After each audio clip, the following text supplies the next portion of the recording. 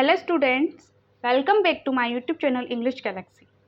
Today our topic is verb. आज हम जानेंगे कि verbs क्या होती है. Verbs.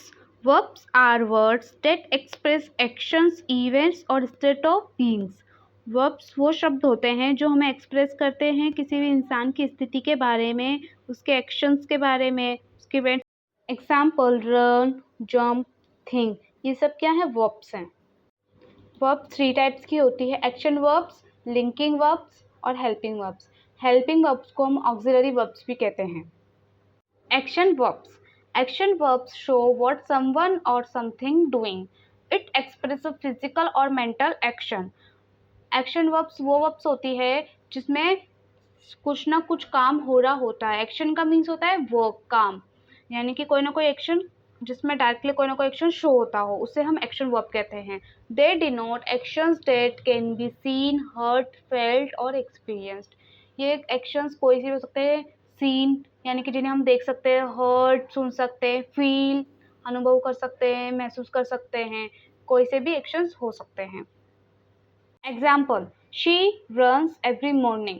तो यहाँ पे रन्स क्या है? फिजिकली एक्शन हो रहा है, यानी कि फिजिकल वर्क हो रहा है, तो ये क्या है? एक्शन वर्ब है. They laughed loudly at the joke.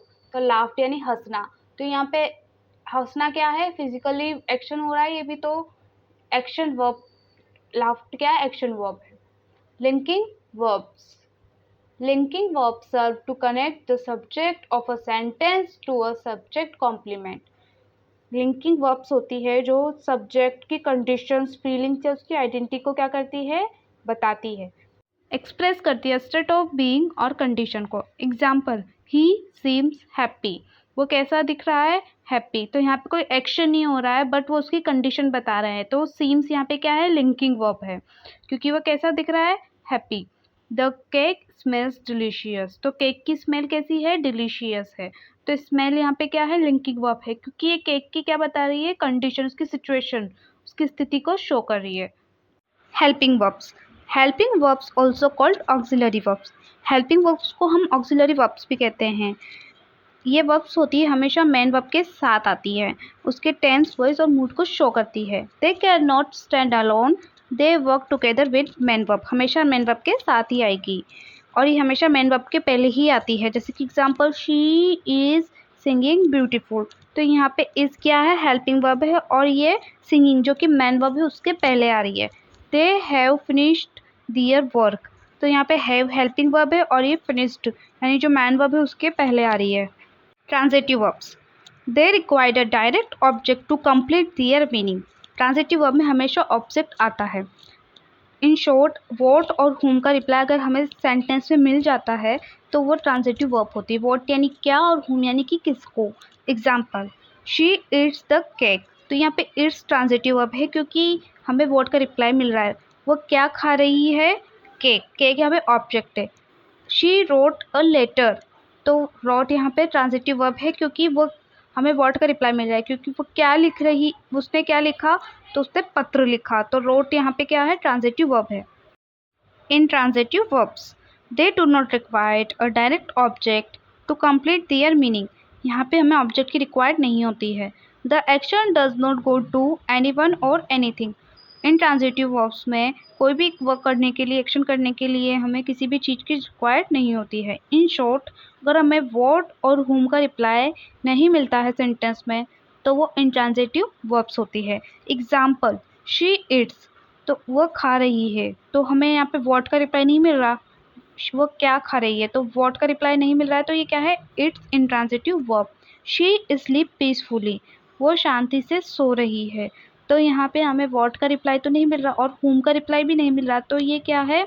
Intransitive verb. Regular verbs. Regular verbs are verbs that form their past tense or past participle by simply adding ed or d to the base form. Regular verbs वो verbs होती है जिसमें past tense में change किया जाता है उन्हें simple base form में ed या फिर d लगा के. If verbs and in y, अगर कोई वर्ब y से एंड हो रहा है उसका तो उसे चेंज करेंगे ied में.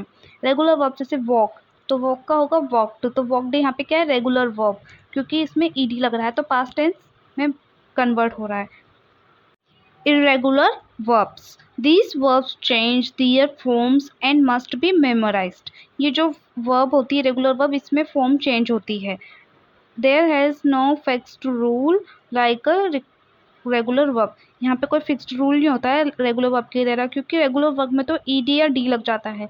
बट यहाँ पे कोई फिक्स्ड रूल नहीं है. यहाँ वर्ब की सेकंड फॉर्म भी आ सकती है, वर्ब की थर्ड फॉर्म भी आ सकती है. जैसे कि गो वर्ब की फर्स्ट फॉर्म है, गो की सेकंड फॉर्म वेंट है, वो भी आ सकती है, और गोन भी आ सकती है जो कि वर्ब की थर्ड फॉर्म है. अब बारी है आपके टेस्ट की. So which is a linking verb in this sentence? He seems tired today. तो यहाँ पे लिंकिंग वर्ब क्या है? ही, सीम्स या टायर्ड? इसका आंसर आप मुझे कमेंट सेक्शन में कमेंट करके भी दे सकते हो.